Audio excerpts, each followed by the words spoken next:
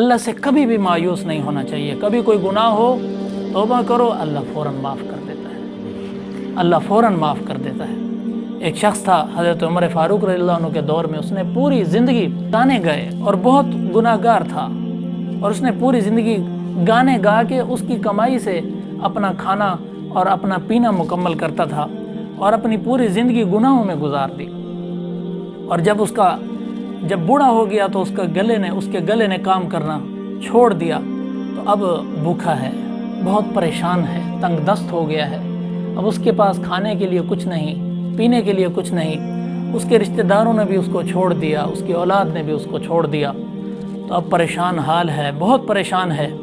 اور اللہ اکبر کبیرہ، ہر کسی سے، دنیا سے، اپنی اولاد سے، رشتہ داروں سے، دوست احباب سے، سب سے مایوس ہو کر، اور وہ جاتا ہے قبرستان کے اندر اور رو رو کر اللہ سے دعا کرتا ہے، یا اللہ پوری زندگی میں نے تیری نافرمانی کی، بندہ تو تیرا ہی ہوں، 3 دن سے میں نے کچھ نہیں کھایا.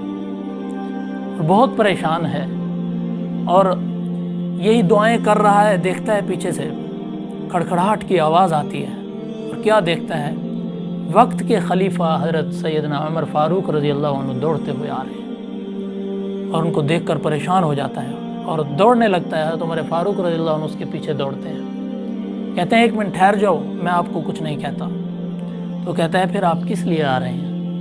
مجھے تو بہت ڈر لگ رہا ہے آپ سے. تو حضرت عمر فاروق رضی اللہ عنہ فرمانے لگتے ہیں کہ جس سے تو مانگ رہا تھا نا، مجھے اس نے بھیجا ہے. میں مسجد میں سویا ہوا تھا، مجھے غیب سے آواز آئی ہے، میرا بندہ مجھے بلا رہا ہے، تم جاؤ اس کی طرف. اور وہیں بیٹھے اتنا روتے، اتنا روئے کہ ان کا دل شق ہو گیا اور اللہ کو جان دے دی کہ اللہ اتنی محبت کرتا ہے، اللہ اتنا پیار کرتا ہے، جس اللہ سے ہم اتنی بے وفائی کرتے ہیں، اتنا جفا کشی کرتے ہیں.